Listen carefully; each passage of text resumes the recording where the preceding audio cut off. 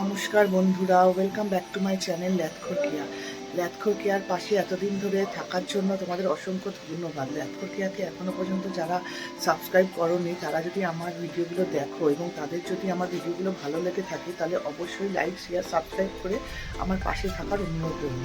গিয়ে পড়েছি অফিসের জন্য। এবার আজকে একটু মনে আনন্দও হচ্ছে বা দুঃখও হচ্ছে, কারণ এই সপ্তাহে আমার মাত্র একদিনই ছুটি কালকে। আর একদিন ছুটি থাকলে না ঠিক ভালো লাগে না। এই দুদিন ছুটি থাকলে কি হয়, সারা সপ্তাহ অফিসের পর বেশ ভালো লাগে, যে অনেক কাজও করা যায়। একটা দিন ছুটিতে কী যে করব আর কি করব না সেটাই বুঝে উঠতে পারি না। এই জন্য মনে একটু দুঃখ নিয়েই আজকেও অফিসে যাচ্ছি। আজকে অফিসের পর আমার একটা ছোট্ট ইনভিটেশন আছে, সেখানে যেতে হবে। তারপরে কালকে একটা দিন মাত্র ছুটি। ঠিক আছে, চলো আবার সন্ধ্যাবেলা তোমাদের সাথে দেখা হবে। রেডি হয়ে গেছি অফিস থেকে বেরোনোর জন্য। আমি সকালেই তোমাদের বলেছিলাম যে আমার একটা ইনভিটেশন আছে, তো সেখানে যাওয়ার জন্যই রেডি হয়ে গেছি, বেরিয়েও পড়েছি। এখন মিষ্টির দোকান থেকে মিষ্টি নিলাম, নিয়ে ওনাদের বাড়ি পৌঁছে গেলাম। আসলে আমি এসেছি হচ্ছে আমার অফিস কালিগ তনুশ্রীদের বাড়িতে। তনুশ্রীদের বাড়িতে আজকে হচ্ছে রটন্তী কালী পুজো। তো যখনই বাড়িতে ঢুকছিলাম তখন দেখলাম ওদের বাড়ির সামনেটাতে কি সুন্দর লাইট দিয়ে সাজিয়েছে দেখো। তাই জন্য ভাবলাম যে একটু এই জায়গাটা থেকে ভিডিও করি, তোমরাও যাতে দেখতে পারো। এত সুন্দর লাগছিল জায়গাটা, পুরো লুকসটাই চেঞ্জ হয়ে গেছিলো। তো আস্তে আস্তে আমি ভেতরে যাচ্ছি, এত ভালো লাগছে, লাইটগুলো এত সুন্দর করে দিয়েছে আর এত সুন্দর ডেকোরেশন করেছে, তোমাদের কি বলবো। চলে এসেছি পুজো বাড়ির ভেতরে।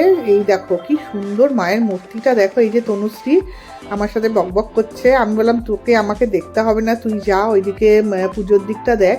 এত সুন্দর পুজোই হচ্ছে। পুজোতে বসে গেছিলো, আমি যখন গেছিলাম তখন অলরেডি ওদের পুজোতে বসে গেছিলো। মায়ের মূর্তিটা থেকে তো চোখই ফেরানো যাচ্ছে না, এত সুন্দর লাগছে। আমার যে কী ভালো লাগছে মায়ের মূর্তিটা দেখে। তো ওখানে বসলাম, বসে খানিকক্ষণ পুজো দেখলাম। পুজো টুজো দেখে তনুশ্রী বললো চলো তাহলে একটু আমাদের ঘরে গিয়ে বসবে। তাই জন্য আবার ওর ঘরের দিকে রওনা দিলাম।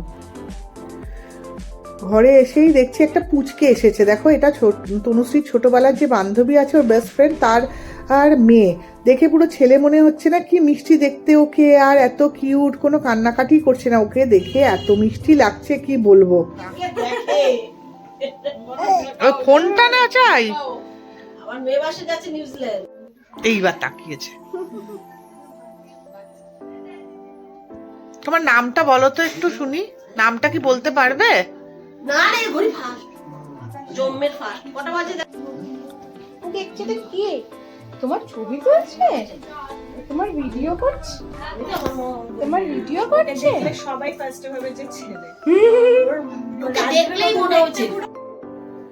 প্রসাদ টোসাদ খেয়ে অনেক রাত হয়ে যাচ্ছিল দেখে আমি তাড়াতাড়ি একটু বেরিয়ে পড়লাম। তনুশ্রী আর একটু থাকতে বলছিল, কারণ আমার বাকি অফিস কালিগরা তখনও পৌঁছায়নি, ওরা পৌঁছাচ্ছিল। তো আমি বললাম না, অনেক রাত হয়ে গেছে আর আমার শরীর একদম ভালো ছিল না, কিন্তু একবার তো যেতেই হতো, এতবার করে বলেছিল, সেই জন্যই গেছিলাম। তাই বললাম যে না রে, একবার বাড়ি যাব। র্যাপিডো বুক করলাম, করে বেরিয়ে পড়লাম। তো যখন যাচ্ছি তো বেশি কিন্তু বাজে না, তখন প্রায় 9টা 10-15 হবে।